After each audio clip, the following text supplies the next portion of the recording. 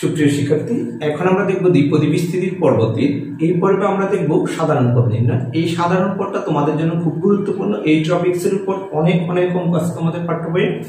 তাহলে আমরা দেখব সাধারণ পদ নির্ণয়। তো সাধারণ পদ নির্ণয় করতে হলে আগে আমাদের দ্বিপদী উপপাদ্যটা ভালো করে একটু অবজারভেশন করতে হবে।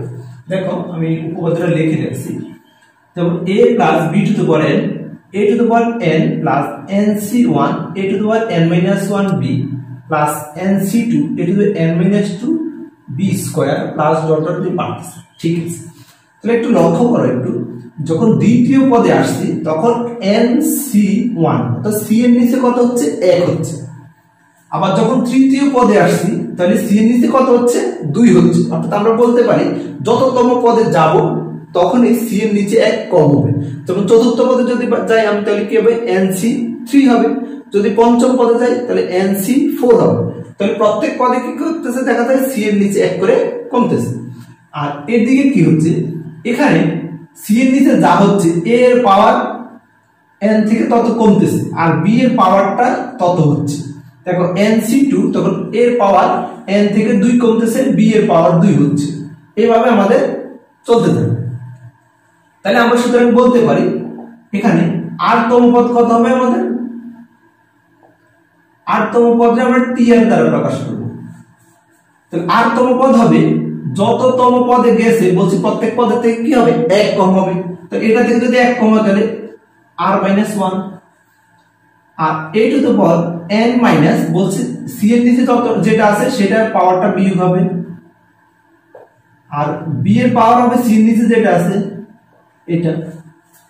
অ্যাকচুয়ালি এইটাই হওয়ার কথা ছিল সাধারণ পদ, অ্যাকচুয়ালি সাধারণ পদ হওয়ার কথা ছিল এটাই, কিন্তু দেখা যাচ্ছে এখানে একটু মাইনাসের ভেজাল বেশি। মাইনাসের ভেজাল বেশি থাকার কারণে ম্যাথমেটিশিয়ানরা চিন্তা করলো যে একটা টার্ম যদি আমরা বাড়াই নিই তাহলে সেটার জন্য সুবিধা হবে, তাহলে মাইনাসের এত কাবজাত থাকে না। তাহলে সেটা কি হবে একটু খেয়াল করো। তাহলে r+1 তম পদ কত হবে tr+1। এখন প্রত্যেক পদের থেকে যেহেতু 1 কমে তাহলে n c এখান থেকে যদি 1 কমে যায় তাহলে 1 চলে যাবে, থাকবে কি শুধু r আর a to the power n minus c এর নিচে যেটা আছে এটা n এর থেকে বিয়োগ হবে আর b এর পাওয়ার হবে c এর নিচে যেটা আছে এটা। এটাকে আমাদের সাধারণ পদ বলা হবে। এটা হচ্ছে আমাদের সাধারণ পদ। এটাকে অনেক সময় এইভাবে লেখা হতে পারে, যেমন n into n minus 1 n minus 2 n minus r plus 1 by factorial r a to the power n minus r b to the power r। দুইটাই আমাদের সাধারণ পদ নির্ণয় আমরা ব্যবহার করতে পারবো যেখানে যেটা প্রয়োজন। তো এটা হচ্ছে আমাদের সাধারণ পদ নির্ণয়। এখন আমরা দুটো एग्जांपल দেখব সাধারণ পদ নির্ণয়ের সূত্র প্রয়োগ করে। প্রথম যেটা আছে তোমাদের পাঠ্য বইয়ের एग्जांपले 2x² - 3x whole to the পাওয়ার 11 পিছতে x টু দি পাওয়ার 10 এর সহগ বিদ্যমান। এই ধরনের সহগ বা পদ যতই থাকুক সব সময় আমরা এগুলা দেব কথা r+1 তম পদে বিদ্যমান, অর্থাৎ সাধারণ পদে সবকিছু বিদ্যমান। তাহলে প্রথমে আমরা যেটা করব, মনে করি 2x² - 3x whole to the পাওয়ার 11 এর বিস্তৃতিতে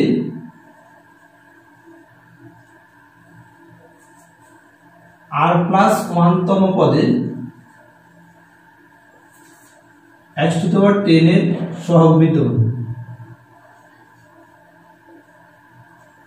r+1 তম পদে x টু দি পাওয়ার 10 এর সহগ বিদ্যমান। এখন আমরা r+1 তম পদ বের করে নিব। কারণ t r+1 তাহলে n এর মান হচ্ছে আমার 11 c r 2x² এই জায়গা আছে এই n minus r b to the power b জায়গা আছে -3/x to the power r and c r। এখানে আমরা এখন সবগুলো পাওয়ার আলাদা করব। 2 to the power আছে 11 minus r আর এখানে x এর উপর যদি দেই তাহলে 2 দ্বারা গুণ হবে 22 minus 2r আর এখানে হবে -3 to the power r আবার x এর পাওয়ার কত হবে নিচে r 11c r। এটাকে আমি একটু এদিকে নিয়ে আসি -3 to the power r R 2 to the power কত 11 - r। আমরা জানি ভাগের বেলা পাওয়ারটা কি হয়, বিয়োগ হয়। তাহলে এখানে আছে মাইনাস আর, এখানে যদি হয়ে যায় তাহলে মাইনাসের 3r হয়ে যাবে, x এর পাওয়ার 22 মাইনাস 3r। এখন একটু খেয়াল করুন, এখানে x এর ঘাত যত এটা সমান হবে এখানে x এর ঘাত কত 10। তাহলে প্রশ্ন মতে আমরা লিখব, প্রশ্ন মতে এই যে এটার ঘাত সমান অর্থাৎ 22 মাইনাস 3r সমান সমান হবে 10। এখান থেকে আমরা r এর মান বের করে নেব। যদি বিয়োগ করে আমরা তো মাইনাসের 12, তাহলে r ইকুয়াল টু হবে 4। এবার r এর মান যদি বসাই দিই তাহলে আমরা কি পাচ্ছি, x টু দি পাওয়ার 10 এর সহগ পাচ্ছি। সুতরাং x টু দি পাওয়ার 10 এর সহগ, এখানে আর এক জায়গায় 4 বসাই দিতে হবে। 4 minus 3 to the power 4, 11 minus 4, 11c4, এটা 3 to the power 4, 2 to the পাওয়ার 7, 18 হবে আমাদের। এখন দ্বিতীয় প্রশ্নটা খেয়াল করো, 2x³ minus 1/x to the পাওয়ার 20 এর বিস্তৃতিতে x টু দি 12 এর সহগ নির্ণয় করো। আমরা বলছিলাম যত সহগে থাকবে সব থাকবে r+1 থাকবে। তো এটাকে আমরা ধরে নিব 2x³ minus 1/x to the পাওয়ার 20 এর বিস্তৃতিতে r+1 তম পদে x টু দি পাওয়ার 12 এর সহগ বিদ্যমান। এখন tr+1 n এর মান হচ্ছে 20 cr,